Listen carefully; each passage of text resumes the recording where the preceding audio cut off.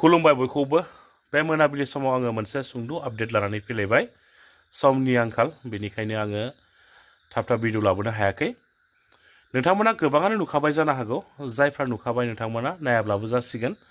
समखौ ओरैनो दाहेगारहर आरो जाय नोंथांमोना नुवाखै नोंथांमोना जोबजासिम नायनानै लाब्लानो जाबाय अल बड' भलुन्टियार स्पर्ट्सनि मिरुनि आफादगिरि दलिल ब्रह्मनि रुंसारि जानाय सानखालि बारग' एमपि मानगेन्द्र सानसुमा खुंगुर बैसोमुतियारि बिथाङा रुंसारि दलिल ब्रह्मनि न'खराव नुजाथि हैनायजों लोगोसे मानगेन्द्र सानसुमा खुंगुर बैसोमुतियारि बिथाङा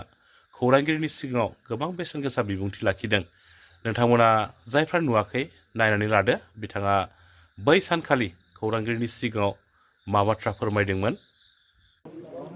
आं हारसिंनो दुखुनि सान जायाखिसै दुलाराय बर' हारिनि थाखायनो आरो गोदानै दाफिनजानाय अल बड' एक्स भलुन्टियार फर्स अर्गेनाइजेसननि थाखाय बिराद गिदिर दुखुनि सान आरो बिराद गिदिर सुफुंखहायै खहा जानानै थांबाय। दलिन कुमार ब्रह्मआ अल बड' एक्स भलुन्टियार फर्स अर्गेनाइजेसननि बिथाङा चेयारमेन जानो हादोंमोन। बिथाङा गाबखांदोंमोन जे बड'लेण्डनि थाखाय 5,000सो बर' फिसाफोर थैलांबायब्ला बड'लेण्डखौ जोङो आलादा हादोरखौ दाबोनो मोनफुंनो हायाखै। ससेबा खावसे मोनबाय होननो हायो जोङो 50% जों देरहासार जानो हादों। नाथाय आलादा बड'लेण्ड हादोरखौ जुदि सोरजिथारनांगौब्ला सिमांखौ मोगथाङाव जाफुंहोथारनांगौब्ला भलुन्टियार फर्सखौनो गोदानै दाफामफिननानै डेम'क्रेटिक प्रसेसजों आइ आफा रायजो राजाफोरखौ बुथुमफिननानै सोमावसारफिनलांब्लासो आलादा हादोरखौ मोनसिगोन साननानै बिथांमोना ज' जादोंमोन आरो बे आफादनि लिडारशिपखौ बिथाङा होदोंमोन। गमामायैनो आंनि अबजारभेसन मथे थांनाय बोसोरनै समनि गेजेरावनो बर'फोरनि गेजेराव आलादा हादोर नांगौनि जिहेतु कनसियासनेस बे सांग्रांथिया जोबोरैनो गोख्रोङै बे थांखांफिनबायमोन आरो बिथांमोना नै दाखालिसो दिल्लीयाव थांनानै भारत सरकारनिसिम 56 पेजनि मोनसे मेम'रेन्डाम होना फैखांबाय। Union tribal affairs minister Juwel अराम बिथांखौबो लोगो हमनानै फैनो हादों। आथिखालनि इउनियन ल' मिनिस्टार बिथांखौबो लोगो हमनानै गोबां खोथा सावरायनानै फैनाय जादों। प्राइम मिनिस्टार हम मिनिस्टार राष्ट्रपतिमोननोबो आलादा हादोरखौ मानो नांगौ बेफोरनि जुक्ति तर्कफोरखौ होनानै मेम'रेन्डाम होनाय जादोंमोन आरोखि। नाथाय थांनाय दहाय फुंनि 3 बाजिसोनि गेजेराव बिथाङा स्ट्रकआव गोग्लैनानै अबथिरायै जिउ गोमालांबाय।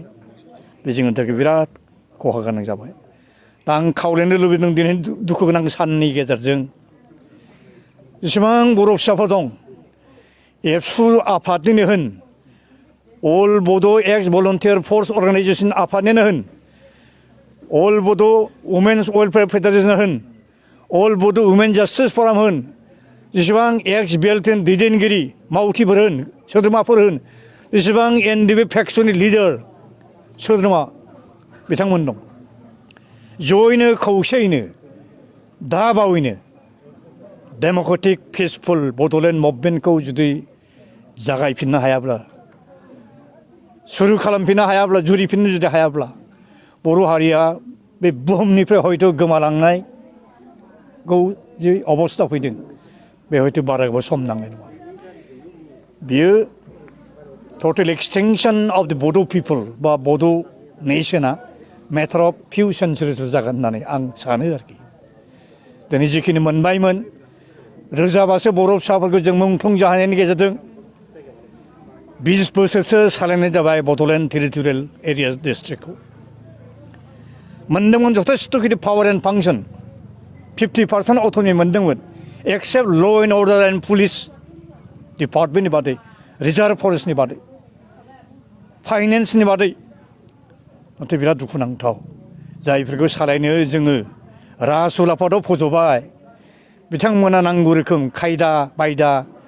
रोङिनि जाहोनाव गोरों मानसिफोरनि सुबुरुन लायैनि जाहोनाव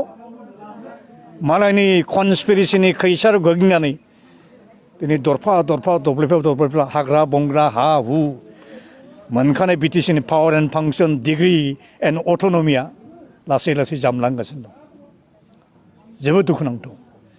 बेखायनो बेफोरबायदि खैफोद खैदांनिफ्राय बारग'नांगौब्ला आलादा हादोर सोरजिनानै लानायनि अनगायै गुबुन आरो जेबो राहा गैया जों मालाय बेसे गोबाव थांबावगोन बेखायनो आं लुबैयो बे बुहुमा जेसेबां थांगोन जोरगोन बर' जाथियाबो एसे नेसन हिसाबै सिभिलाइज जाति हिसाबै मोनसे मास्टार हिसाबै जुगे जुगे मालाया जेरै थांनानै थालांगोन बेबायदि थांनानै थालांनो हाथों आरोखि बे आंनि लास्ट आपिल आरोखि